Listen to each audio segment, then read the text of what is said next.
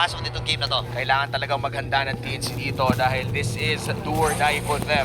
Kailangan makaisa ngayon para umabot pa ng next game. And for Onyx, 3 points ang kanilang goal and papasok na tayo sa Land of Dawn. Ano ba pwede natin ma-expect sa early game dito? Basically, para dito sa ating dalawang kumpanahan is the difference again, yung mga pwedeng puntahan ng ating mga jungler. So, good thing ang ginagawa ni Yoshino dito just for the vision.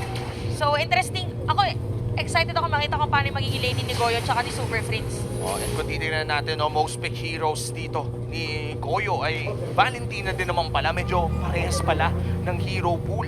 Kay Super Friends, medyo mas madami lang talagang laro ang nailabag ni Super Friends. Tsaka hindi lang naman itong dalawang mid laner natin eh. Sa majority ng MPL Season 12, Valentina pinakamaraming nilarong hero.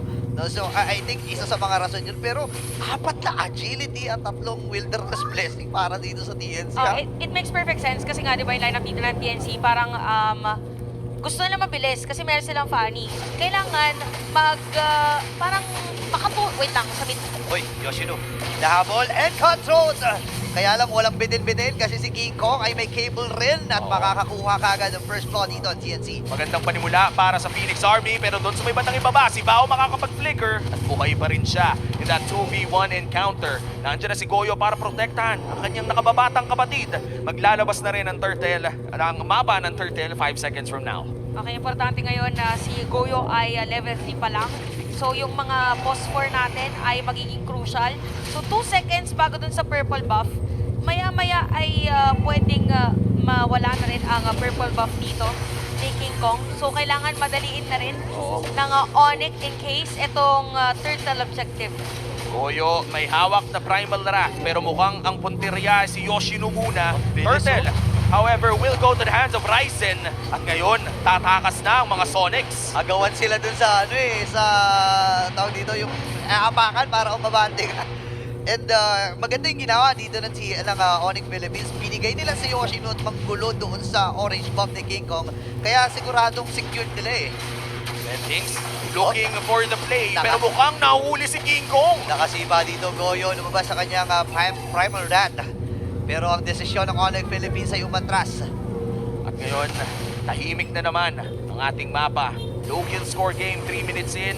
Isa pa lamang ang ating nakikita. Pero TNC naghahanap ng chance. Mas proactive sila ngayong game 2. At saka yung mga previous games, actually kung pag masyado ka wait lang.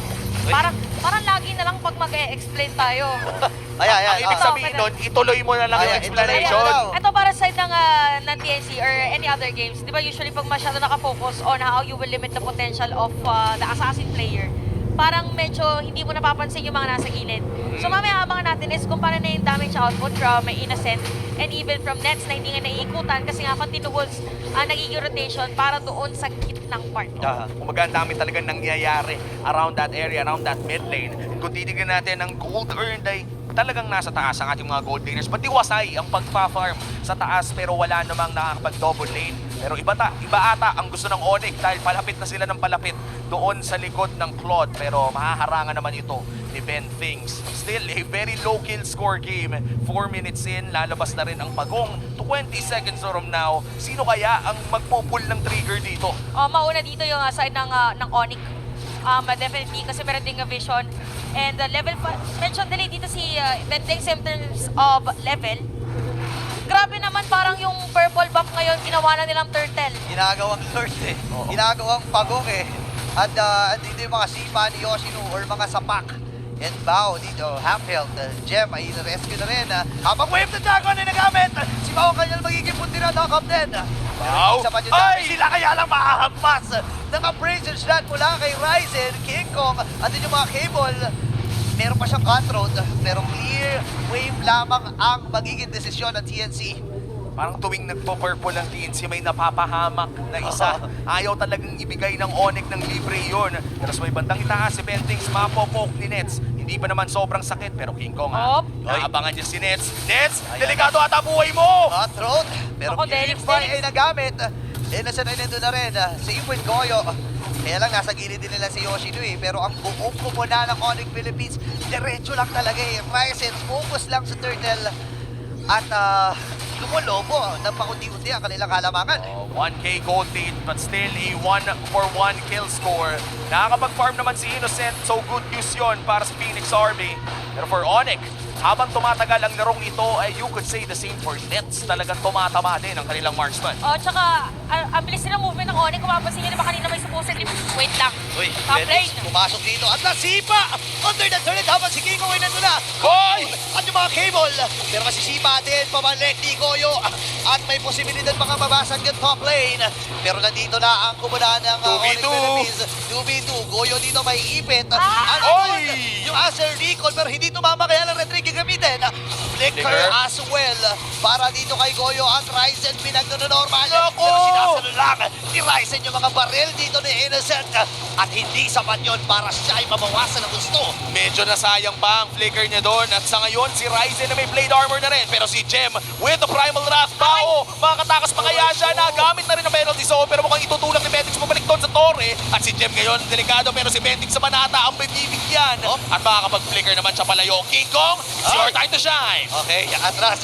Alam niya. Ano lang, face check. Wala siyang makukuha, alam niya eh. Pero andito yung catapult ha. Pwede nila basagin yung torre dito sa gitna. Oh no, mag-isang magandang play ngayon and call para sa ng Onyx at may kita naman natin it's very effective for them. And itemization, interestingly enough, lamang dito si Innocent. Pero again, it's all about conversion para sa kanila. Si Nets is at 1 kill and 1 death. Has the select place and has close. Pero yung mga mages natin, almost same lang naman basically. Pero malaki yung difference nung sa passive kasi ng passive ng Valentina. Oo. Doon mag-matter, gusto mo ikaw yung mas mataas level sa lahat eh. Di rin masyado nagagamit ng TNC at ngayon, final turtle of the game. Mauuna ang TNC pumwesto pero nandyan na rin ang Onyx. Ryzen already level 11 in this game. May isang level gap lamang para kay King Kong na medyo maganda din ang laro. 1-0-2, nahuli si Bao pero may flicker naman. Nagamit kagad yung flicker dito ha. So may idea ang Onyx Philippines. Pwede mag-clear ng gitna para pabor sa kanila yung flow rito. Ngayon, 3K yung buhay ng turtle. Pero siya na pa rin na makakakuha Onyx Philippines. May pagsipa din na gagawin na. Ayun! Talagang pinuus nila lahat kay Goyo, kay Bao rito. At Onyx Philippines, 2K gold lead. Walang awa kay Bao, 0-3 na. Gusto ko lang sabihin na very commendable yung mga sipa ni Yoshiro for the series kasi parang nag-aantay lang siya lagi eh. Kung ano yung, di ba kanina, sa game number 1 versus Fanny, nung may pumasok na taga-setup sana, pwede din. Mas ginagawa na nilang Lord yung purple buff. Cable mula kay King Kong. Pero nandun yung Jet Kondo. Goyo dito nakikipagsabayan din with the Primal Rat. Kaya lang, binit talaga yung damage eh. Oo. Nahihirapan na talaga ang TNC ngayon. Di na rin nila maipaglaban ng kanilang mga purple bomb. Pero nasipa si Innocent. Ryzen with a kill. At babagsak ang gold laner ng TNC. Okay, 3K gold lead ngayon para sa side ng Onyx. Sinabi natin na ang pwede lang gawin is i-continue lang kanilang ginagawa pero itong damage from Nets is already high. 3-0 to pa si Ryzen at meron pang Sky Guardian helmet. So kung titiran kasi natin yung burst potential ng TNC, medyo kulang lang on that part kasi depende pa kung kanino yung kukuhanin niya na skill. So parang walang instant kill potential for TNC kasi ang trajectory na kay ni King Kong, split push, kuha purple, tapos try split push, tapos diretso if ever may team fight. Tapos bonus na lang kung makuha pa niya si Nets. Pero si Gem, So, mid-flight pinalibag. Sinuplex habang lumilipad. Sa WWE ko lang nakikita yung sa MPN na rin pala. Pwede pala rito, no? At look at the timing, di ba? Ibang klase yung pinapamalas dito ni Gem. At ngayon, inuukupan na nila yung upper portion ng mapa dito ng CNC. Pasagan Torre in Onyx Philippines. Tatambayan muli yung purple buff kasi 8 seconds mabubuhay uli ito eh. Binibilangan na talaga ng Onyx. Hindi makakalibre ng purple. Ryzen, nasa harapan ng 4. Pero si Gem ngayon ang mag-e-engage. Tatapangan nila, may sipa din. Bao dito na pa-flicker, habang flexing gawin. At yung penalty zone! Ito yung pagpaway si Nets. Nakaka-play ito sa may madalikuran. At yung bracer shot, Retry, King Kong makakuha. Pagsak si Bao, same with Goyo. Tatlong members mula sa TNC mawawala. Habang si Yoshi lang ang magiging kapalit. Napakaganda na sana nun pero isang appraiser shot lang pala. Kailangan lang talaga nila ng added damage from them. And again, difference kasi dito in Okay. terms of the level. Oy! Oh my gosh! Pero may kasunod pa pala! Super Friends! with that super astral recall. Wipeout is real! At mukhang libre na nga rin ang unang Lord na ito para sa side ng Onyx Philippines. Tumitricks na ang Onyx. Pinapakita na nagbabalik ang Mahika. Na-timingan na nila. Part ng kanilang magic is paganahin ulit ang kanilang mga orasan at parente ito ng pagpapagana nila doon. 8.2k gold. Tinan natin item. We have the Blade Armor already para dito kay Ryzen.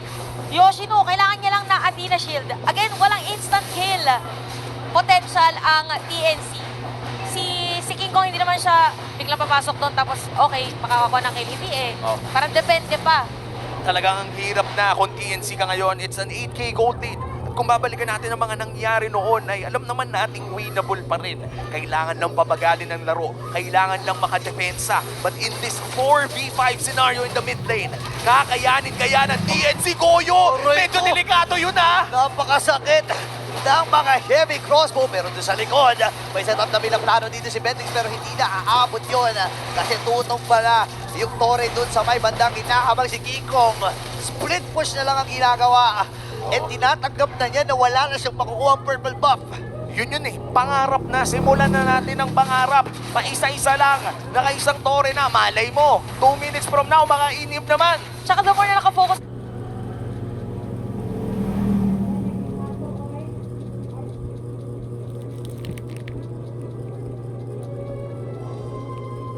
sila on limiting somehow yung again yung purple buff dito for King Kong.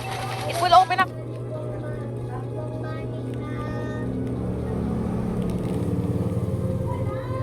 again Innocent with a lot new farm kaso level 12 versus Sa punto na lahat sila ay lock item na. At matagal-tagal pa yun, bossing. Kumbaga, Dahil around aray. 60k yun. Kumbaga sa galawan na lang talaga. Pero tingnan mo naman, pumuputok yung mga normal hits dito eh. Ni Nets. alam mo pwede gawin dito ng TNC. Ano? Palitan na lang si Nets at saka si King Kong. Bugak gaming sa gilid. Oo nga, di ba? Racing na lang. Best race. Tapos malilito kasi dyan yung Onyx possibly kung ano bang idedepensa natin, yung pinupush ni Innocent or yung pinupush ni King Kong. Madulas din naman si Innocent, no? Using this Claude. And alam natin na pag late game isa si Claude sa mga talagang pwede nating asahan na tumunaw ng mga tanks. Pero looking at the items, mukhang prepared na rin ang Onyx Oo. dito. Ang dami nilang Dreadnought armor, men. Ang linis ng alinis ang laro ng Onyx Promise kasi parang, ayun o, part ng Onyx time nila. Okay, kita-kits na ulit sa panibagong Lord Pit. Purple dance ang ginagawa Purple dito dance. ng TNC at Onyx. Di mo, nag-iwan pala sila ng isang butike. Kaya pala hindi nabubuhay yung purple. Ay! Dito, Ay! yung onward, Earth Shuttle hindi tumama. Bitin or energy cap dito si King Kong. Di naman, Ay, nako. Nakasa Rico ng sakit. Ang hirap naman nun, men. Pero mo lilipad ka na lang, binalibag ka pa. Men, ako yun, magpapanik na ako ng cable eh. Buti na lang, hindi ako yun. Siguro naisip kanina dito ni Jem. Teka lang nawawala sa mapa si King Kong. Nandito yan eh. Nag-aabang, no? Nag-aabang yan. So parang diniretso na lang din nila. So ngayon Onyx, 8.2k gold. Oh, dumiretso si... Nashoot ko. And Yoshino with the reaction time. Ito yung tinatawag kong roamer na counter puncher eh. Nashoot po, boss. Ngayon si King Kong. Uy, nakita! Nakita siya! Doon sa damuhan! Napalampas yung hakbang.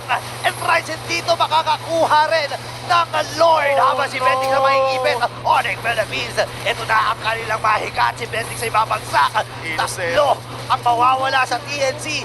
Pwede ata nilang rektahin to. Innocent at si Goyo na lang ang natitira at 2v5. nagbabantay. At dito na yung mga main sa gitna. Mabilis ang tiro yung mga kanilang gagawin.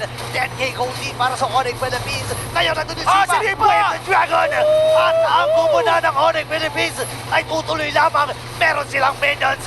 At ang Mahika ng Onyx Philippines ay tuloy-tuloy. A clean sweep for Onyx Philippines. And this win